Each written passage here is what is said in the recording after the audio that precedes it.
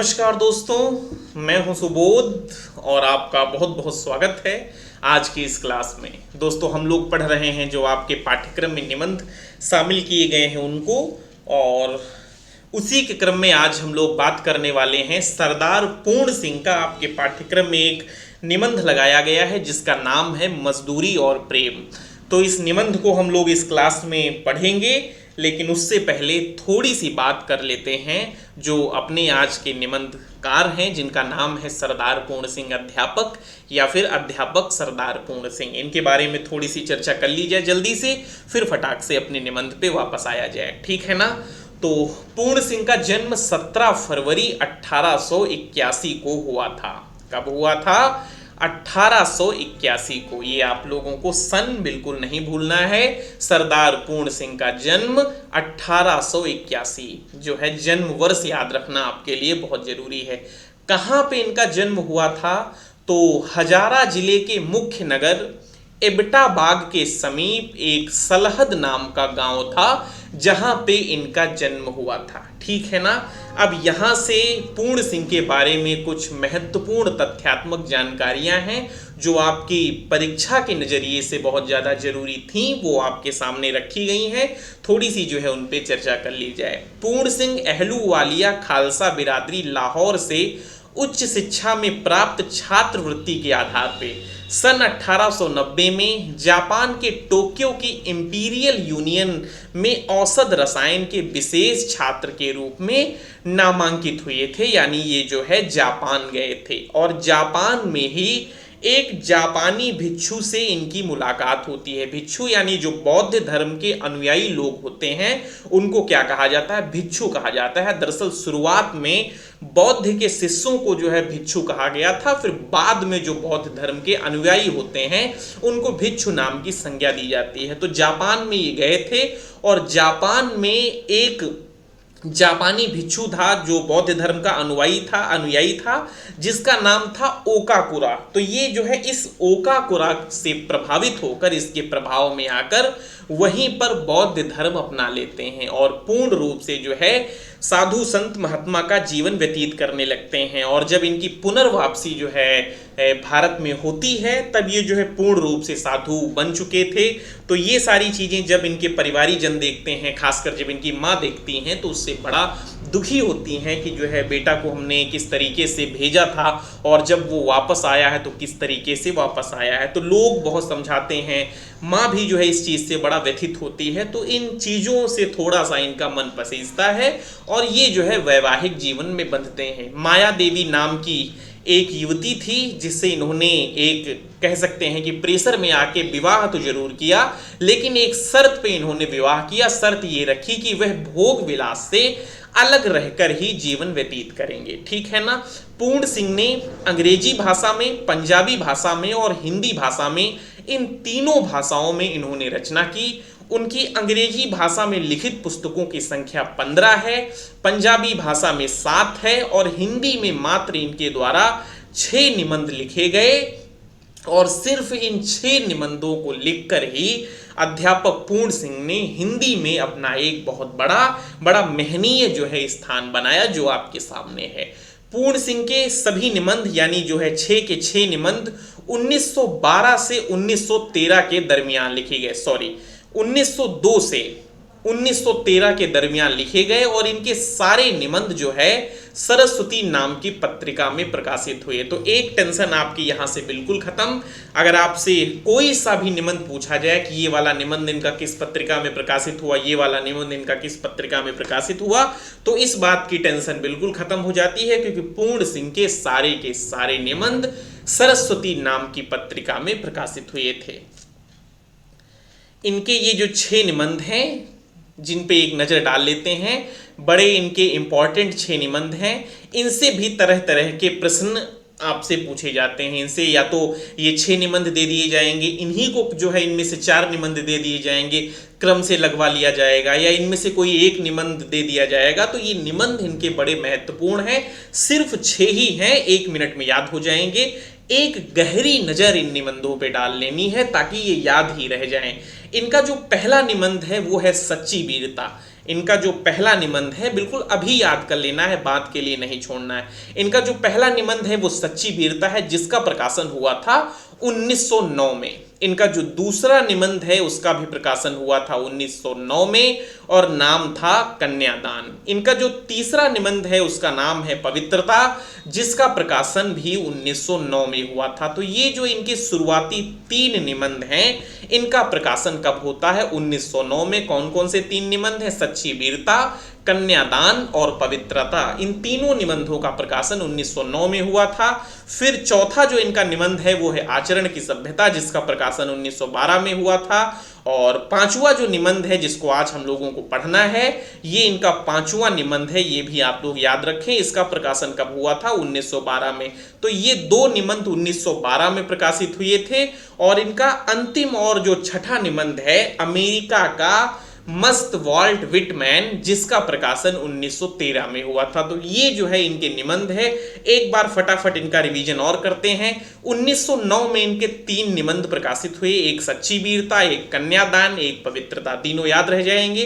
1912 में इनके 2 निबंध प्रकाशित होते हैं, एक आचरण की सभ्यता और आज का अपना निबंध मजदूरी और प्रेम। और 1913 में इनका छठा एक आखिरी निबंध जो है प्रकाशित होता है, जिसका नाम था अमेरिका का मस्त योगी वॉल्ट विटमैन। तो ये जो है इनके निबंध थे, आपको याद रखने चाहिए, महत्वपूर्ण है। तो ये जो है जितनी चर्चा महत्वपूर्ण थी वो कर ली गई सरदार पूर्ण सिंह के बारे में। अब यहां से हम लोग पढ़ना शुरू करते हैं अपना निबंध मजदूरी और प्रेम। जैसा कि आपको पीछे बताया जा चुका है कि ये निबंध सन 1912 ईस्वी में सरस्वती पत्रिका में प्रकाशित हुआ था। और ये जो निबंध है वो सरदार पूर्ण सिंह का किस नंबर पे आने वाला निबंध है? तो ये 5वें नंबर का निबंध है। ये तीनों चीजें आपको पीछे बताई जा चुकी हैं। मजदूरी और प्रेम पूर्ण सिंह का उच्च कोटि का भावनात्मक निबंध है। लेखक की मान्यता है कि सच्चा आस्तिक वही है जो मजदूरी से प्रेम करता है। इस निबंध में लेखक ने शारीरिक श्रम को ही सच्ची तपस्या तथा कृषक, माली, गडेरिये को आदि श्रमिकों को सर्वप्रथम विभूति माना है। तो ये निबंध क्या है हम लोग चर्चा करेंगे, लेकिन उससे पहले एक बड़ी महत्वपूर्ण चीज है, बड़ी काम की चीज है जिसको आप लोगों को याद रखना है। ये निबंध छोटे छोटे 8 उपशीर्षकों में विभक्त किया गया है। जिन उपशीर्षकों को आपको याद रखना है, बिल्कुल स्मृति में इनको बिठा लेना है, क्योंकि इनका क्रम आपसे लगवाया जा सकता है। पहली चीज आपसे यही पूछी जा सकती है कि मजदूरी और प्रेम निबंध जो है वो कितने भागों में, कितने उपशीर्षकों में बटा हुआ है? तो 8 छोटे छोटे उपशीर्षकों में ये जो है विभक्त है।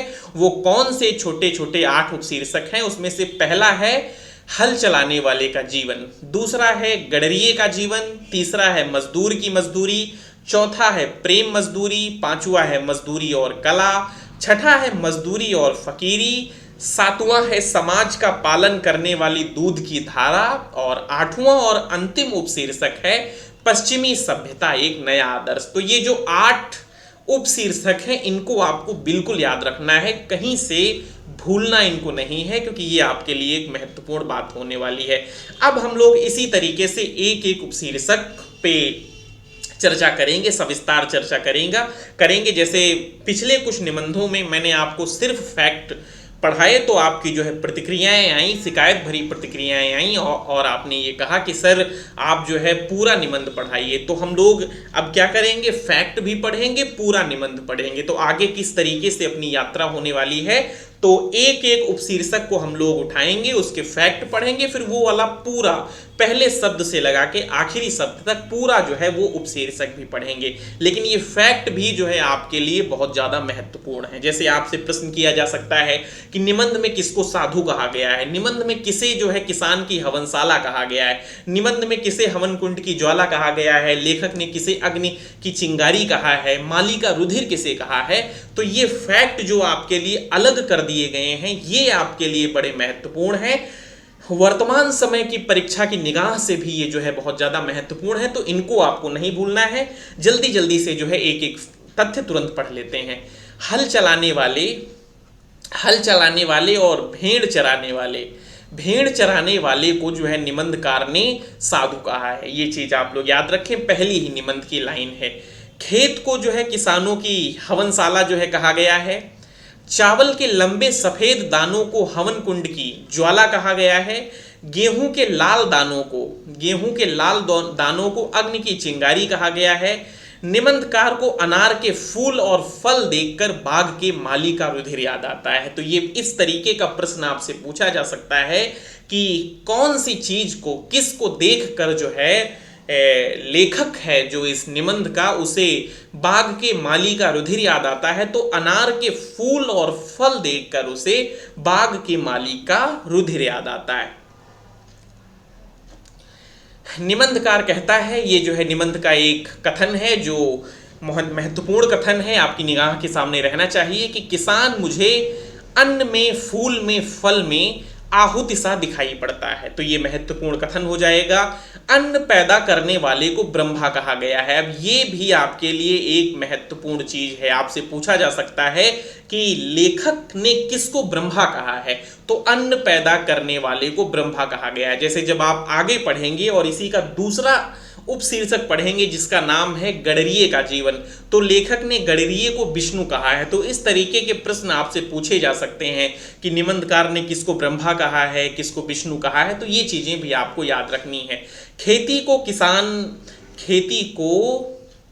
किसान के ईश्वरीय प्रेम का केंद्र कहा गया है। निबंधकार कहता है कि किसान अपने मेहमानों का मृदु वचन, मीठे जल और अन्न से तृप्त करता है। आपको लगता है कि ये तो जो है बड़ी अनइम्पॉर्टेंट सी चीज है, इसमें क्या याद करना है, लेकिन इसको भी याद करना है क्योंकि अभी 1-2 ही परीक्षाएं बीती गई हैं। बिल्कुल इसी लाइन से आपसे प्रश्न पूछा गया था कि किसान अपने मेहमानों का स्वागत किस तरीके से करता है, किन चीजों से करता है और अपने मेहमानों को वो किन चीजों से तृप्त करता है। तो 3 चीजें आपको याद रखनी है, मृदु वचन, मीठे जल और अन्न से जो है उसको तृप्त करता है। एक प्रमुख कथन है कि गुरु नानक ने ठीक कहा है, भोले भाव मिले रघुराई। गुरु नानक ने ठीक कहा है, भोले भाव मिले रघुराई। भोले भाले किसानों को ईश्वर अपने खुद दीदार देता है। हल चलाने वाले को निबंधकार बेमुकुट गोपालों की संज्ञा दी है। तो आपको ये भी याद रखना है कि किसको जो है लेखक ने बेमुकुट गोपाल कहा है, गडरिये को कहा है या फिर जो है हल चलाने वाले को कहा है, किसको कहा है। तो ये प्रश्न आपसे पूछा जा सकता है। तो ये जो है पहले उपशीर्षक पे बात हो गई। अब हम लोग पढ़ना शुरू करेंगे अपना निबंध। पहला उपशीर्षक पढ़ना शुरू करेंगे, मजदूरी और प्रेम निबंध। लेखक हैं सरदार पूर्ण सिंह और पहला उपशीर्षक है जिसका नाम है हल चलाने वाले का जीवन। ठीक है, हल चलाने वाले और भेड़ चराने वाले प्रायः स्वभाव से साधु होते हैं। पहली ही लाइन में हल चलाने वाले को और भेड़ चराने वाले को क्या कहा गया है, साधु कहा गया है। हल चलाने वाले अपने शरीर का हवन किया करते हैं। खेती उनकी हवनशाला है। किसको हवनशाला कहा गया है, तो खेती को हवनशाला कहा गया है। उनके हवन कुंड की ज्वाला की किरणें चावल के लंबे और सफेद दानों के रूप में निकलती हैं। गेहूं के लाल लाल दाने इस अग्नि की चिंगारी की डालियों सी हैं। मैं जब भी अनार के फूल और फल देखता हूँ मुझे बाग के माली का रुधिर याद आ जाता है। उसकी मेहनत के कण जमीन में गिरकर उगे हैं और हवा तथा प्रकाश की सहायता से मीठे फलों के रूप में नजर आ रहे हैं। किसान मुझे अन्न में, फूल में, फल में आहुति सा दिखाई पड़ता है। कहते हैं ब्रह्मावित से जगत पैदा हुआ है। अन्न पैदा करने में किसान ब्रह्मा के समान है।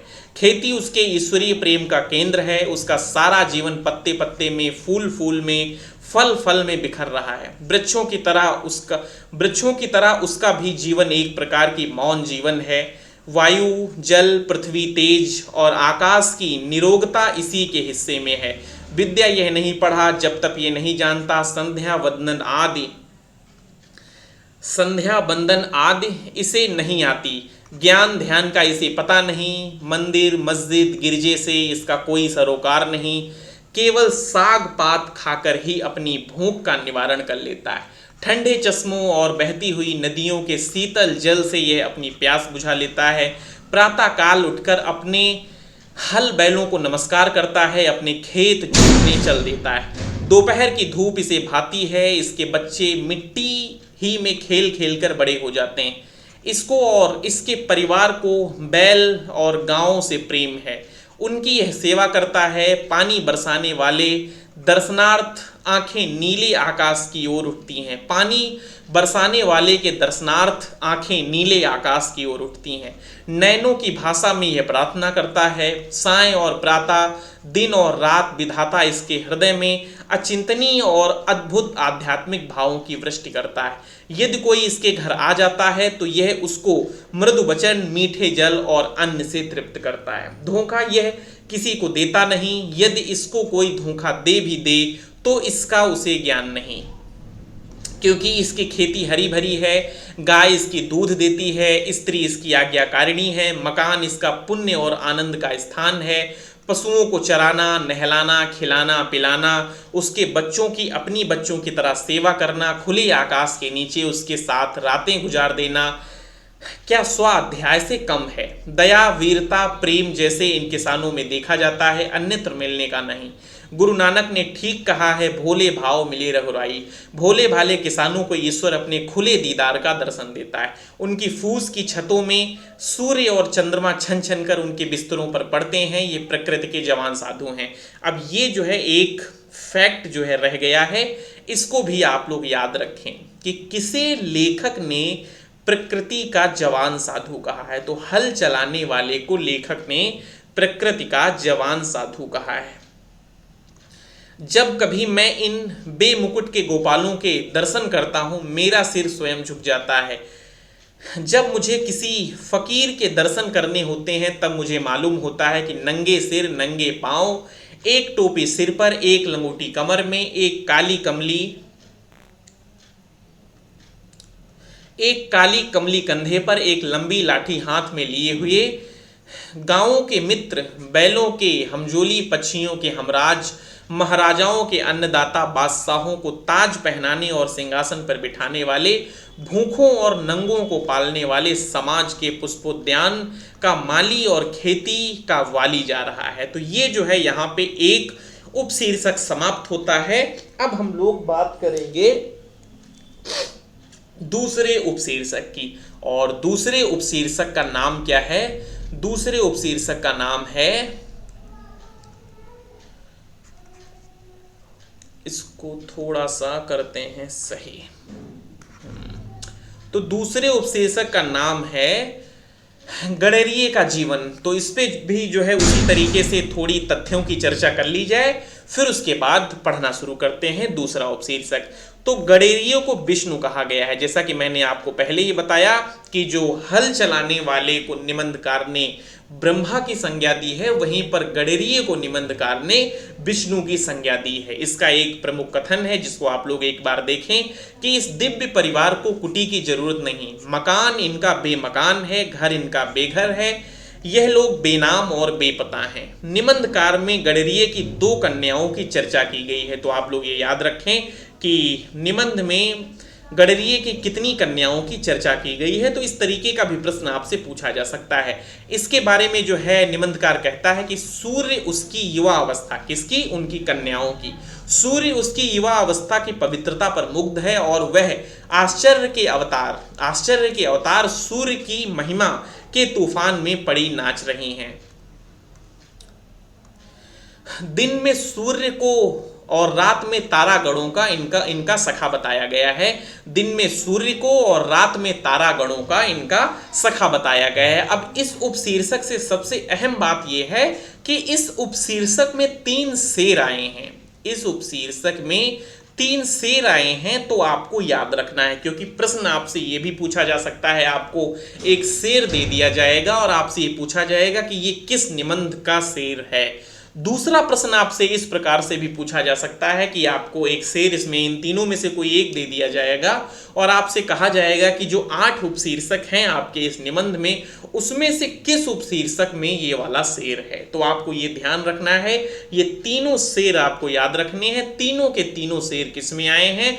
दूसरे उपशीर्षक में आए हैं। कौन कौन से शेर हैं? पहला शेर ये है, कि हुए थे आंखों के कल इशारे, इधर हमारे उधर तुम्हारे, चले थे अश्कों के क्या फौहारे, इधर हमारे उधर तुम्हारे, हूं तुमको जो खुदा को देखना हो। और तीसरा शेर ये है कि किसी के घर कर मैं न घर कर बैठना, इस दारे फानी में ठिकाना बेठिकाना, मकावर ला मका रखना। तो ये 3 शेर आपको याद रखने हैं, इन पे एक बार जो है नजर अपनी डाल लें, तीनों को जो है आपको याद रखना है।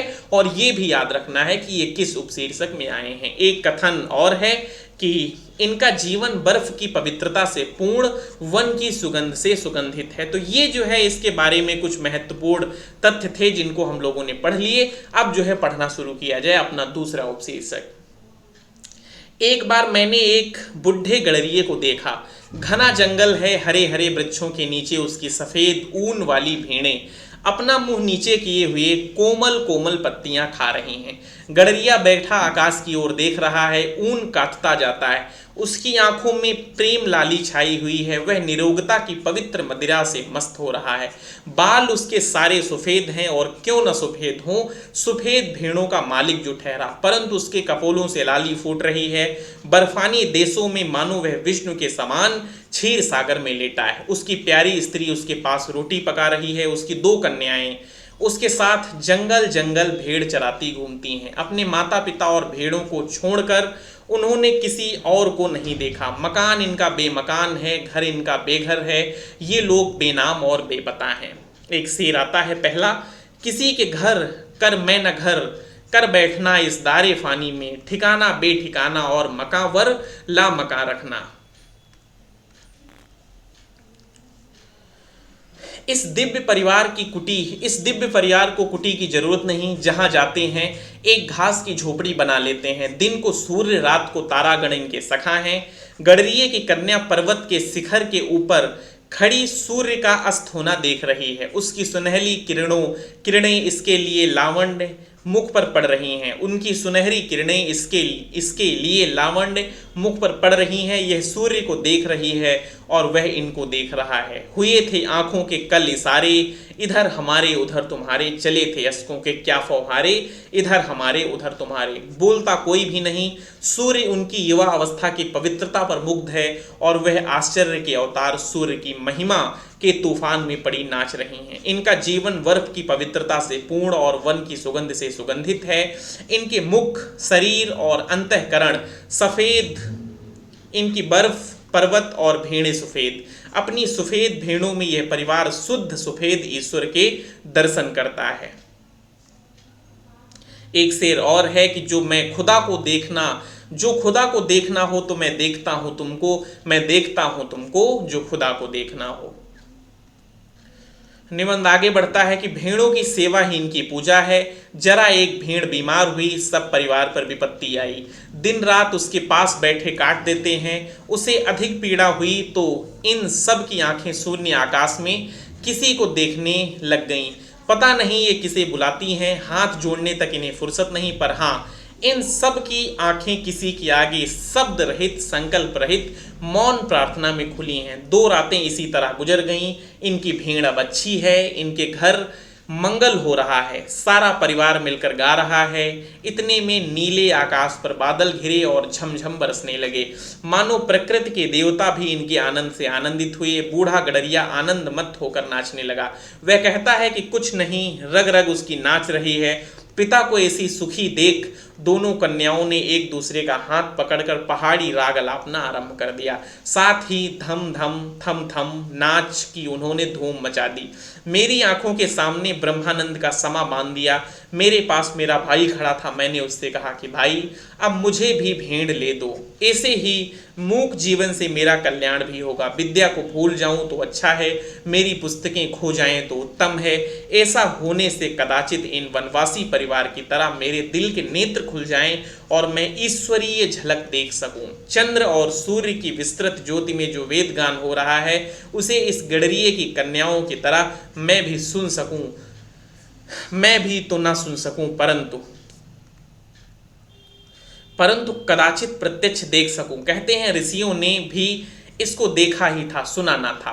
पंडितों की ऊट पटांग बातों से मेरा जी उकताता है, प्रकृति की मंद मंद हंसी से ये अनपढ़ लोग ईश्वर के हंसते हुए ओठ देखते हैं। पशुओं के अज्ञान में गंभीर ज्ञान छुपा है। इन लोगों के जीवन में अद्भुत आत्म अनुभव भरा हुआ है। गडरिये के परिवार की प्रेम मजदूरी का मूल्य कौन दे सकता है। तो ये जो है दूसरा उपशीर्षक हो गया। अब जो है हम लोग बात करेंगे अपने तीसरे उपशीर्षक पे, ठीक है ना। दो उपशीर्षक आपको पढ़ा दिए गए, अब बात कर लेते हैं तीसरे उपशीर्षक की, जिसका नाम है मजदूर की मजदूरी। ये कौन सा उपशीर्षक है?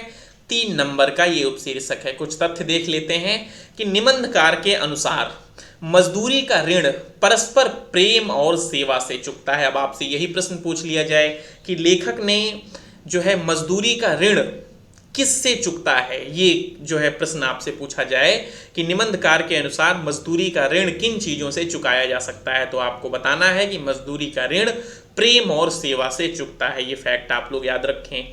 निबंधकार ने मजदूरी की तुलना प्रार्थना, संध्या और नमाज से की है।